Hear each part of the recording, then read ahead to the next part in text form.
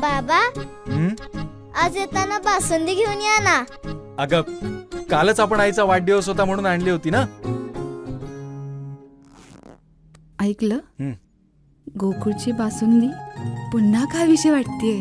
खरं सांगू, मलाही खावीशी वाटतेय. पुन्हा पुन्हा खावीशी वाटणारी गोकुळ बासुंदी. मे महिन्यात बहुसंख्येत चाकरमानी तसंच पर्यटक पर्यटनाचा आनंद घेण्यासाठी देवगड कुणकेश्वर येथे दाखल झाले आहेत.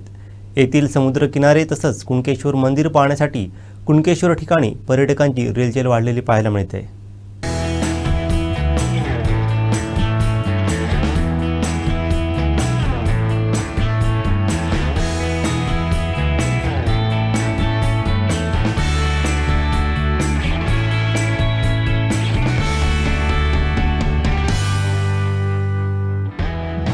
आम्ही मालवणचे, पण आम्ही दरवर्षी न विसरता कुणकेश्वराला भेट देतो. या देवस्थानाला इकडचा परिसर खूपच छान आहे.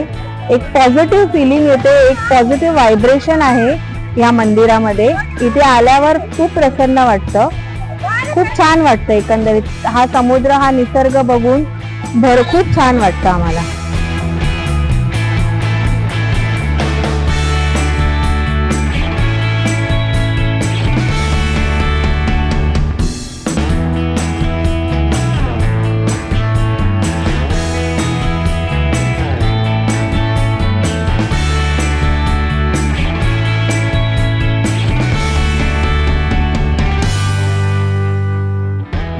एकदम नीट आणि क्लीन आहे. फक्त काय जरा नीट असल्यामुळे क्लिनिंग करता येत नाही. बाकी आणि कलर पण पाहण्यात एकदम ब्लू आहे, तो आपल्याला मुंबईला बघायला भेटेल. त्या हिशोबाने चांगला आहे, बीच चांगला आहे. त्याचप्रमाणे आता देवगड तालुक्यात आम्ही इथून आता मिरगावला जाणार. मिरगावला गणपतीचं आहे ना, दहीबावला तिथे जाणार. तिथून मग आम्ही मालवण येणार. आणि इकडे जवळपास म्हणजे अंगणेवाडी आहे. आता आम्ही वागेश्वर देवळात गेलो होतो, तोंडावळीला, जे आमचं देवस्थान आहे ग्रामस्थ.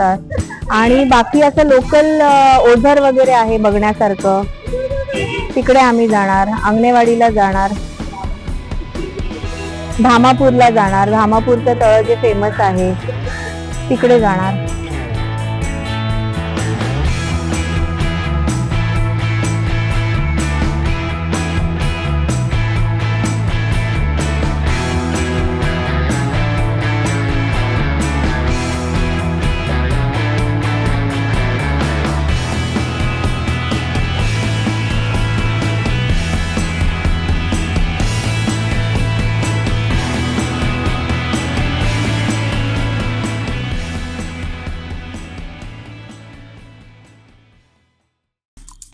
आमचे दिवसभरातले सर्व अपडेट्स, ताज्या घडामोडी आणि थेट लाईव्ह पाहण्यासाठी सबस्क्राईब करा, लाईक करा कोकणचं नंबर 1 महा चॅनल कोकण 7 लाईव्हचं YouTube चॅनल.